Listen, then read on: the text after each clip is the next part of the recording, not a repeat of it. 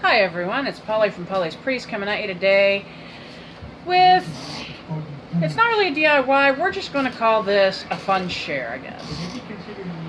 The deal here is, I had opened an embellishment swap for folks to join. And I had gotten a lot of requests on what a DIY embellishment is. Some people just don't know, they don't make them. And what if you didn't have punches? What if you didn't have die cuts? What if, things like that.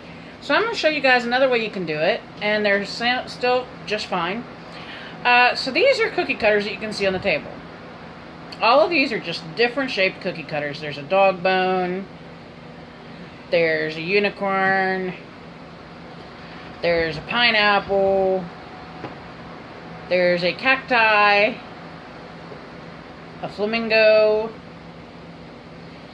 a flower, and so on.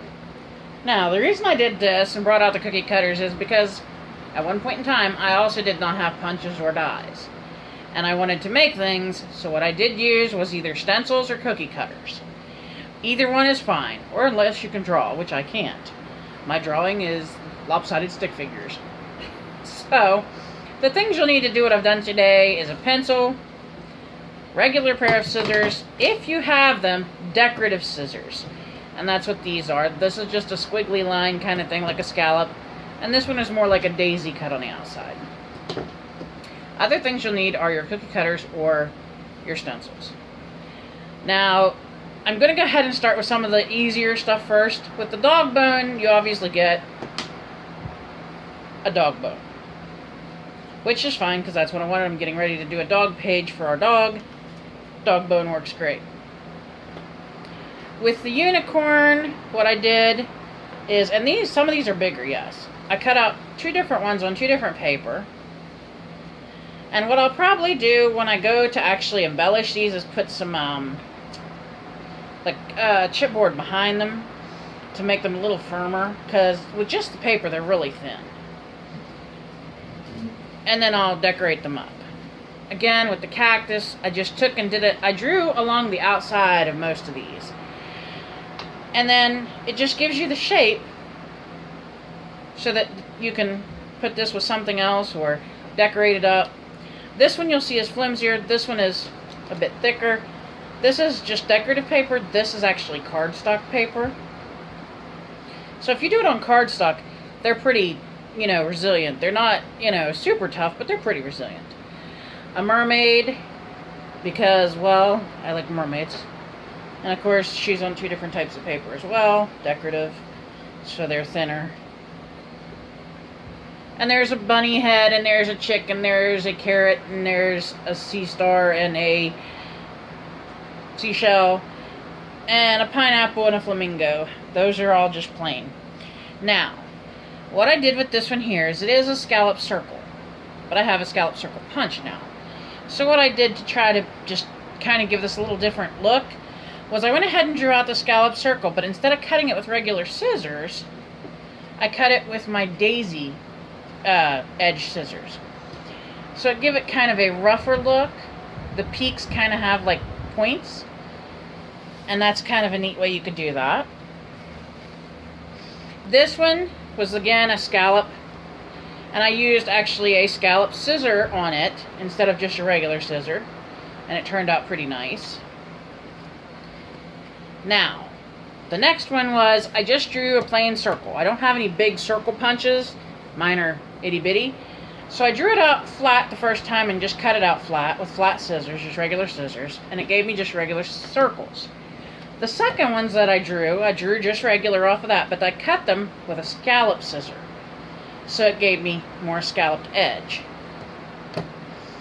Now with this one here, you can get two different looks. You can either get like a scalloped flower, like this. This is drawing along the outside of the cookie cutter. Or you can get what I call a paint splat, which looks like this, and you're drawing around the inside of the flower and cutting it. And then you can decorate these up however you like. Sequins, enamel dots, stickers, bows, anything you would like. But the idea was to give you an idea of other ways to make shapes for your embellishments without having to go spend a fortune in case, like us, you're living on a budget. Because punches can be pretty pricey. As a matter of fact, without them being on sale, usually they run anywhere from $20 and up. With them being on sale, you might get lucky and catch one at $10. So this is just another way you could come up with some shapes. And I actually have a can here of cookie cutters, different kinds for different holidays and everything, that I actually keep in my crafter. And I do use these. As a matter of fact, last year, I think it was last year, at Christmas, there's a boot one in here that I cut. You know, I drew it out and then cut it out and turned it into stockings for Christmas for a scrapbook page. There's other ones in there. There's stars, there's angels. You can find all kinds of cookie cutters, especially if you go to Walmart, which is where a majority of mine are from. The flamingo, though, the pineapple, the cactus were one set, and then the mermaid, sea star, and seashell were another set, and those were from Michael's. Oh, and the unicorn is from Michael's. But most of the other ones in here that I have are from Walmart at various holiday seasons. Anyway, folks, this is to help give you an idea of what you can do to get different shapes in case you don't have them. And then you just can put them together. Like, say that I decided that I wanted to use one of my, well, if I can get a hold of it, one of my seashells with one of my mermaids. Let's go with the pink one since there's kind of pinkish in this. You could take and put her off to the side like this of the seashell, and then like run some glitter around the edges of each one of the things, of the cuts, to make it stand out a bit more. You could add little pearls on each one of the little circles here. You could give her a little headband. You could design her tail, make it another cut entirely. These are just little ideas to help get you kind of going on different ways to do some embellishments. And yeah, they might be a bit bigger depending on where you get your cookie cutters and the sizes available. I buy usually what's available to me, whether it be big or small, and go from there. The circle ones, if you don't have a circle cookie cutter, you could use a drinking glass, the bottom of a cup. If you have these little heart boxes from around Valentine's Day, the got candy ones, you could lay this down and draw around it for a heart shape. There's all different kinds of things like that that you can do to help yourself build your stash with embellishments that you don't have to go buy.